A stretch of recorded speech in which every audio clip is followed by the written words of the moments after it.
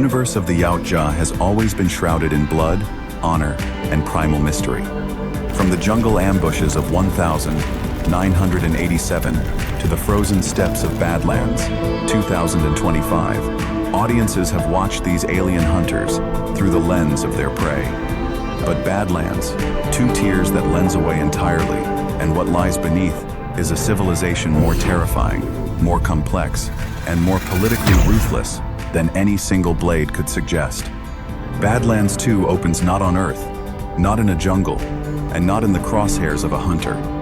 It opens on a vast, obsidian-black world called Yautja Prime, a planet of perpetual twilight, where colossal spire cities rise from volcanic rock, draped in trophies of 10,000 conquered species.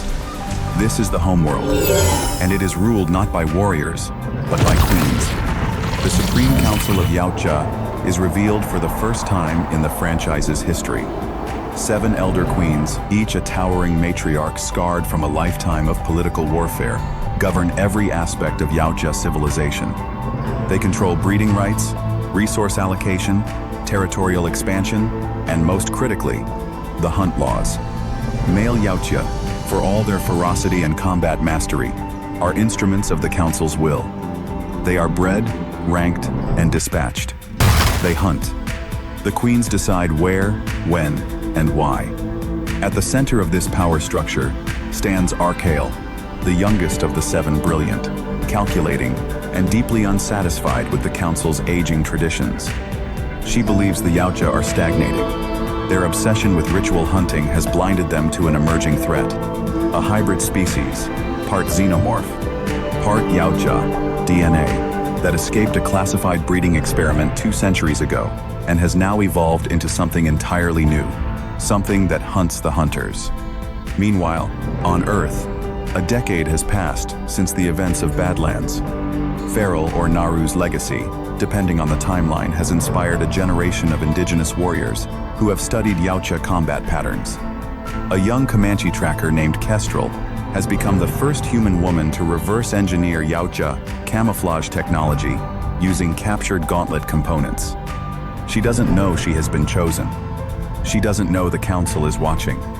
Archael makes a move that shocks the Council. She proposes a diplomatic hunt, sending not a single Yautja warrior to Earth, but an emissary. A female scout named Saya, disgraced, exile-ranked, but extraordinarily skilled, is dispatched with one mission: find Kestrel and bring her to Yautja Prime, alive. The Council needs a human mind that has cracked Yautja technology, because the hybrid creatures are evolving faster than Yautja warriors can adapt. The bulk of the film is a thunderous, beautifully shot chase across 2 worlds. Saya tracks Kestrel through the Rocky Mountain wilderness. What begins as hunter versus prey transforms into something the Yautja word for which doesn't exist: mutual respect. Kestrel is not simply running.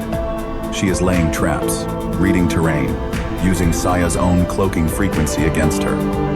3 Yautja hunters sent to confirm the mission are killed not by Saya, but by Kestrel. Saya makes the radical choice to reveal herself, not as a captor, as a warning.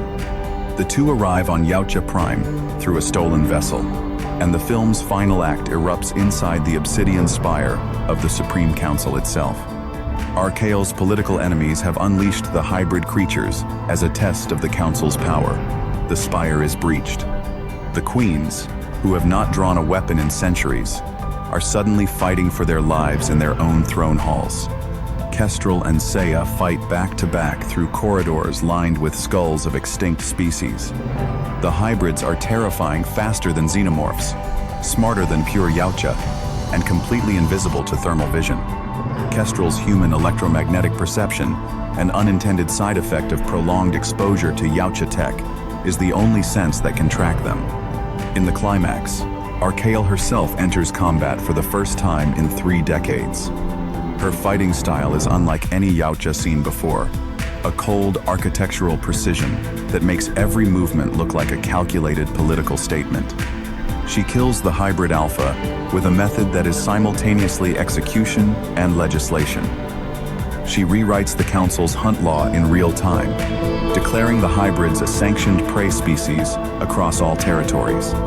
The film closes not with a trophy, but with a treaty. Kestrel is not taken prisoner. She is offered a rank, the first human ever classified as an honored adversary by the Supreme Council. She declines the rank. She takes the knowledge instead.